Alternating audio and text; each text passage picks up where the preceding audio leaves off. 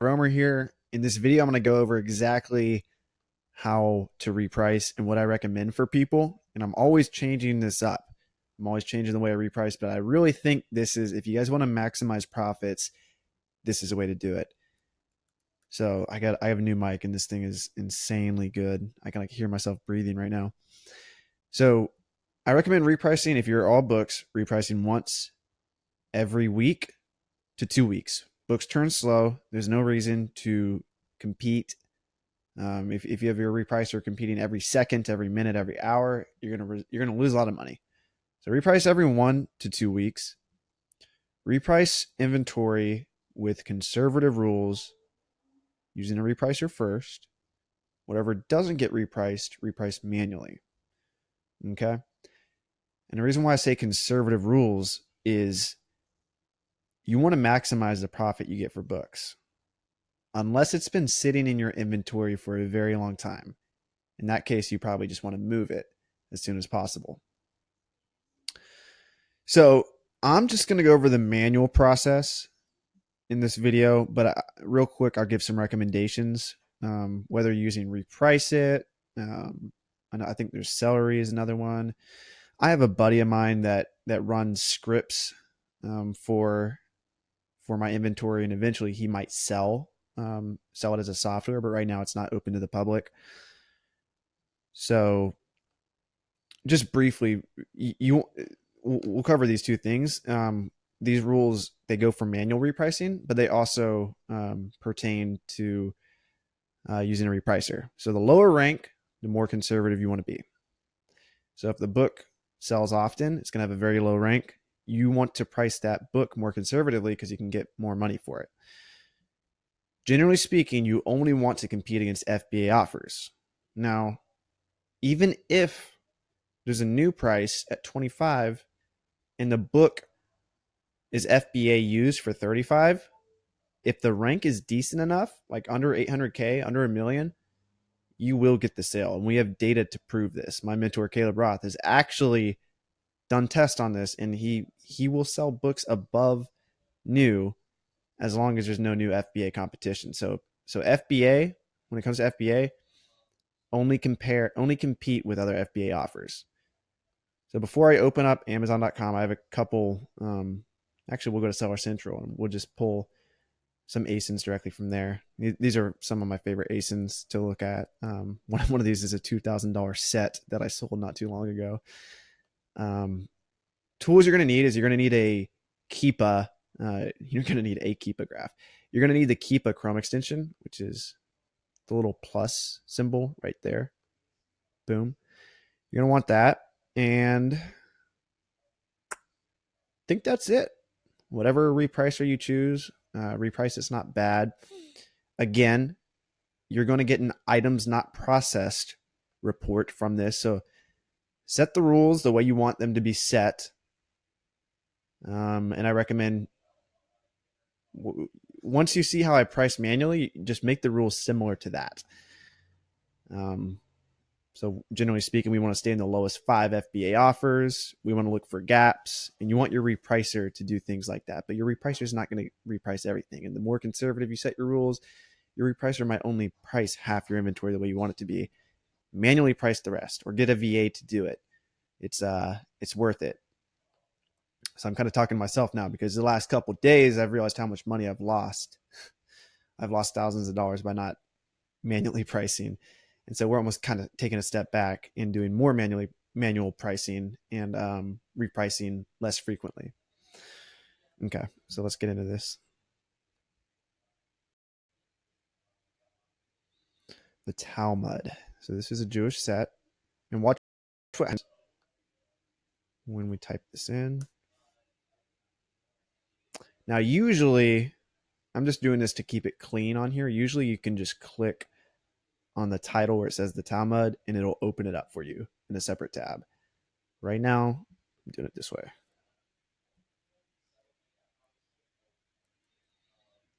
There's the Excel list extension. Let's see. There we go. So now the Keepa graph's automatically going to load once you click on the listing.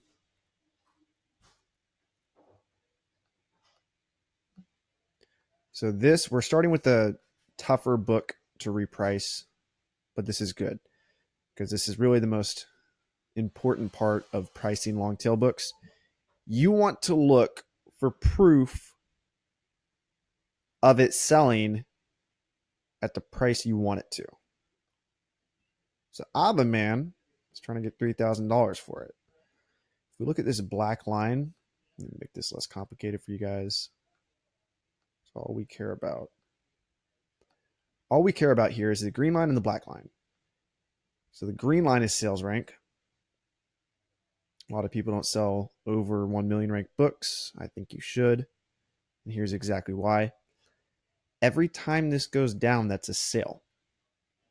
Now this black line is the lowest used offer at the time of the sale. So we know it sold for at least $1,400 here. And notice what happens here. It goes from $1,400 to $1,698. So we know most likely what happened here is this $1,400 guy got sold out. We don't know that for a fact, but since it jumps up, we're pretty sure that happened. So this $1,400 guy got bought out. Next guy in line was $1,698. Boom, it sat there for a while. He ended up selling it for $1,750. Here's a good example. It goes from $1,500. Boom, he sold out. Now it's at $3,500. Okay. So you can see the price fluctuates every time there's a sale. There's not a whole lot of copies of this set, so you'll see these drastic jumps every now and then because some lowball guy 995 jumps up to 3,400. It looks like right after he sold it for 995, someone sold it for 3,400 right here. These two spikes. This is me. This is when I sold it. So the low merchant at the time was $1,200, and I actually had this FBA for $2,000. So I sold it for $2,000 right here. So after I sold it, I did something to his repricer to bring him up to $1,500. So even that messed with his repricer. Got Rake and Profit in the house. Tell him what's up. What's up? What's up? Oh, wow, voice sounds so smooth on this new mic. Love it. So, Wait a second, Romer. Why have you not drinking? I've drank half of this. We got green juice. I'm here at Raken's house. Got some green juice, or actually, there's red juice. Look how much I took so little of it. That's how you know I didn't like the taste. I only said it because I was testing you, and now I'm telling you that I'm testing you, so now I know I'm testing you. That was another test. You like that? That test was harder. That crazy? Yeah. I recognized it though. He's mind fucking me, guys. We were talking about psychology earlier. Men test each other. Women test men. We all test each other in society to see who the alpha is. So I'm in Raken's house. We're trying to figure out who the alpha is. He dominated me. Okay, so let's look at a regular book. I actually took some ASINs I wanted to use here. Let's copy this one.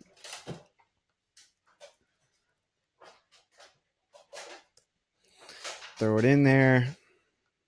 Okay. We got textbooks. A lot of people are restricted in this textbook. I'm not. So if you guys have textbooks you want to sell, go to restrictedinventory.com and fill out that form. We'll get it sent to our place. Pretty soon it's going to be a warehouse, but right now it's just my lister's house, and we'll list it on my account and sell it for you at a 50-50 split net profits. So you can see this book has good seasonality. Let's take away all this complicated shit. Okay, so we see this black line goes up and down, up and down. That's good. So what we're going to want to do with this is in the off season, it's hanging out at 41, 50-ish. But during textbook season, it jumps up to 97. So I know I can sell this for 97. So what I'm going to do is I'm going to price it. I'm going to price around 95 right here based on this history. Okay. Now this is for textbooks. Textbooks, the thing I really care about is the peak prices during textbook season. So that's really what I care about here. So some people do online arbitrage where they'll buy this book in the off season for like $40 and then they'll flip it.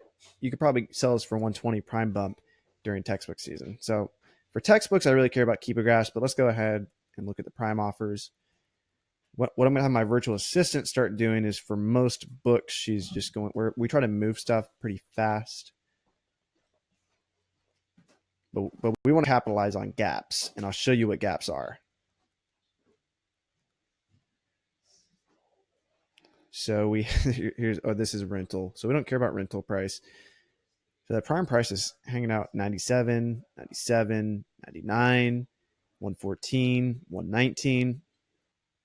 So what we want to do is look for gaps. So 97 to 99, that's $2 gap. That's not really enough to get me excited.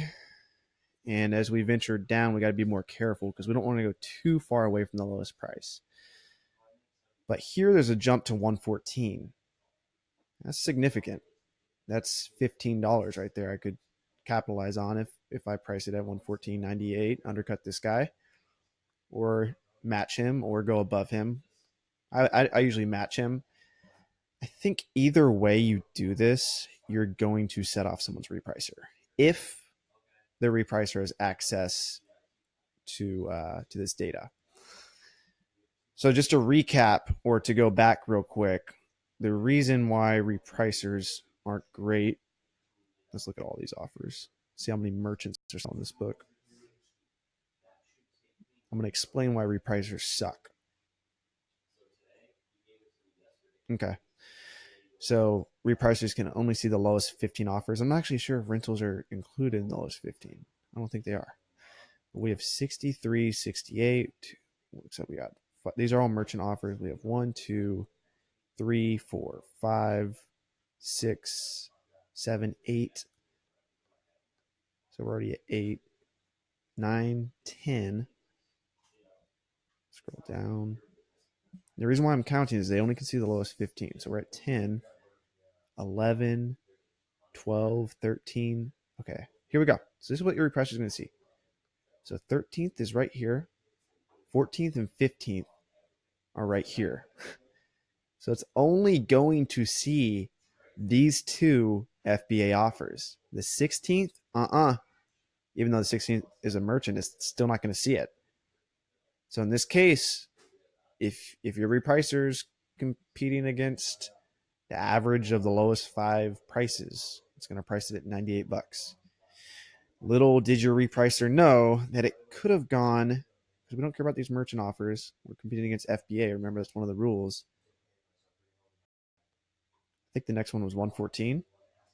So we can see merchant offers are scattered in between these. That's why a lot of times when my VA does this, we'll just have her only look at prime offers. And there's actually an extension to do that. It's called Redirector. You can get Redirector set up. Caleb Roth has a good video on this, how to use Redirector in Nifty Split. But right now, my virtual assistant is just opening up and pricing this. I think my VA is using Nifty Split. So Nifty Split opens up 2 screens. So you click on, if you're on Seller Central, you click on this and it'll open it up in a whole nother screen on this side. So Caleb Roth, after this video, go watch Caleb Roth's video on repricing. Type in Caleb Roth, the book flipper, repricing Nifty Split. And the extensions are in his description. Smart guy. He's one of my mentors. Love that guy. So we see I would come in at 114 on this book. Okay. And your repricer wouldn't catch this. So if your repricer is $30 a month, it just lost you $13. So to price manually or to pay a virtual assistant to price this manually, it probably took a minute of her time, if that. And she was able to get you an extra $13. All right, let's look at a copper. Let's copy this. Throw it in there. We're in there like swimwear. That phrase makes me uncomfortable. Okay. I'm actually very proud of this book. I'll probably sell over 100 of these this year. It was a pretty good spike this year, too. We went up to 77 low merchant. Okay. So let me tell you a little backstory on this book. Back here, I was living in my car I was near Yosemite. I think I was somewhere in California on the coast, actually. Somewhere on the Pacific Coast Highway in a small town. And I purchased 30 of these books for 29 bucks. This is kind of blind luck. We're dumb luck. I sold all the copies for 90 bucks. I bought them all in here for 20, sold them all for 90. Look at that spike. The reason why this spike happened, we could debate this all day. Let's open up. If you guys click on more historical data, you can actually see the number of used offers. You don't want to overcomplicate it, but for cases like this, it's useful. So we see. Let's look at a year. Let's look at. Okay, here we go. All time. Okay, so we see there used to be a lot more offers. Boom, not that many.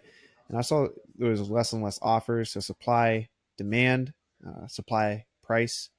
The more supply, the lower the price. And this happened right here.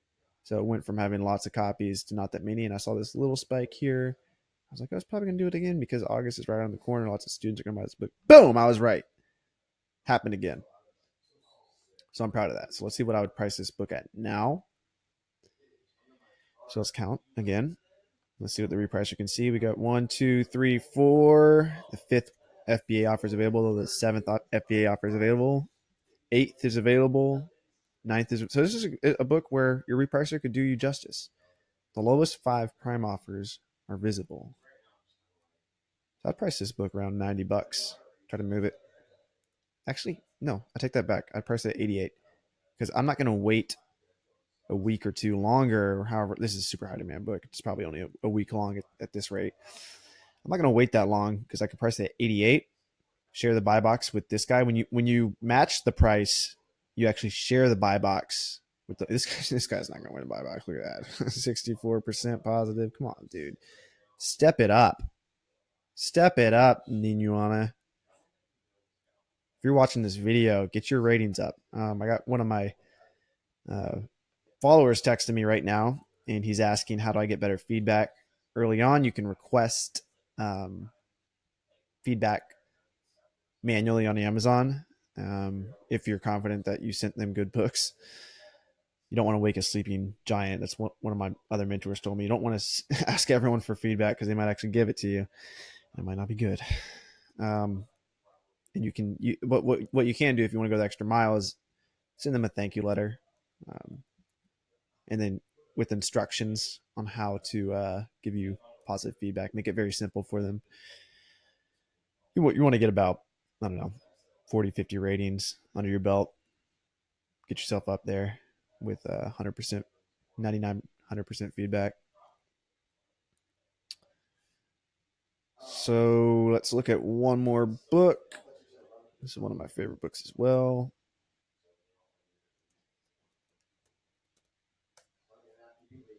Sunflower book.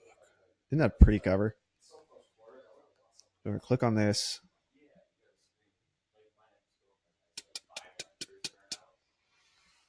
So you can make an Amazon account, rent this book, close that account. Hopefully they can't track you down. Rent it for 33 bucks. You could sell it on Amazon for 165. Don't do that. Just convince someone to do it and then take it. Convince someone to rent that book and give it to you. And then they'll pay for the full price of the book. And it's 100% profit for you. Okay, let's look at this. So this is what happens with higher ranked or higher demand books. We see these spikes. You can kind of see the spikes here. That means it's selling, it's selling, it's selling. But what happens when it sells all the damn time is this line just hangs out down here. It doesn't even have time to get back up. It's like if a boxing match, if you could hit like UFC style, hit while someone's on the ground, they're not getting back up because every single day, boom, boom, boom, boom, boom, boom, boom, boom, sales. Okay, we got a lot of noise going on. So that yellow is Amazon, and the green is new, but we don't really care about that unless you're selling new. Then you probably should have both of those open because you want to see what Amazon's selling it for, because you don't want to just price against new people. You want to see it because Amazon is new. They're going to win the buy box most of the time, so you want to undercut them. I undercut Amazon by about 5%, and you can have your repricer do that. But again, your repricer doesn't always see the data, and sometimes Amazon hides themselves from the API, so they have your repricer is not going to have a choice. That's why it's important to manually price like this.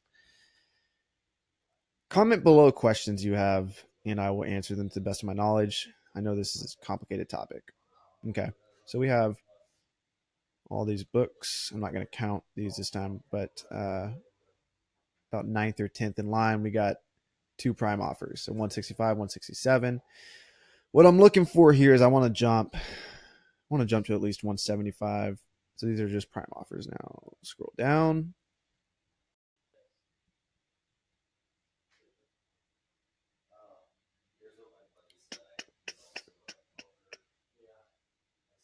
Yeah, no significant jumps here.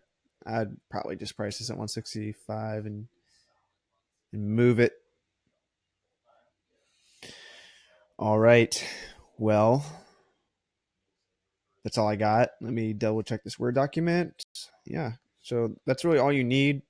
They shouldn't be looking at keepographs for every single book. A lot of times you can just look at the lowest FBA competition. But generally speaking, I think this is a good plan of action for most people. And this is more of the route we're going towards, more manual repricing. So there's a lot of money to be had out there. If you guys like that video, like, comment, subscribe, comment below more repricing questions you have. Peace out.